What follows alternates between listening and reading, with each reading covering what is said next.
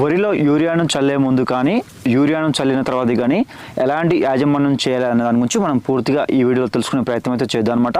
Urea చల్లే ముందు మనం వరి మడిలో అయితే పలచగా నీటిని పెట్టుకోవాల్సి ఉంటుంది. ఎందుకంటే మనం చల్లేటువంటి యూరియా కావచ్చు ఇతరత్ర ఏవైతే మనకు ఎరువులు ఉన్నాయో అవి నీటిలో పూర్తిగా కరిగిపోవడానికి అయితే అవకాశం ఉంటుందన్నమాట. యూరియా కావచ్చు ఇతరత్ర పోషకాలు కలిపి మనం చల్లిన తర్వాతకి 48 గంటల తర్వాతకి మనం కొత్త నీటిని పెట్టినట్లయితే ఎరువుని మనం పూర్తిగా మొక్క అనేది తీసుకుంటుందన్నమాట. నీటిని అయితే మనం పలచగా పెట్టుకోవాల్సి ఉంటుంది. ఆ విధంగా మనం దాదాపుగా ఒక 10 రోజుల నుంచి 15 రోజులు కనుక మనం మెయింటైన్ చేసినట్లయితే మొక్క అనేది పూర్తిగా ఏవైతే ఉన్నాయో మనం చల్లినటువంటి నత్రజని ఎరువు కావచ్చు ఇతరత్ర పోషకాలు అనేది సంపూర్ణంగా తీసుకొని మొక్కకు ఖచ్చితంగా నీటిని పలచగా పెట్టడం ద్వారా వేర్లకు అనేది గాలి తగలడం జరుగుతుంది. అంతేకాకుండా ఆహార వృద్ధి అనేది పెరుగుతుందన్నమాట. ముఖ్యంగా సూర్యరశ్మి అనేది మొక్క అన్ని భాగాలకు అలాగే గాలి అన్ని భాగాలకు వెళ్ళడం ద్వారా మనకు అధికంగా పిలకలు రావడానికి అయితే అవకాశం ఉంటుందన్నమాట. అందుకని మనం ఖచ్చితంగా వరిలోనైతే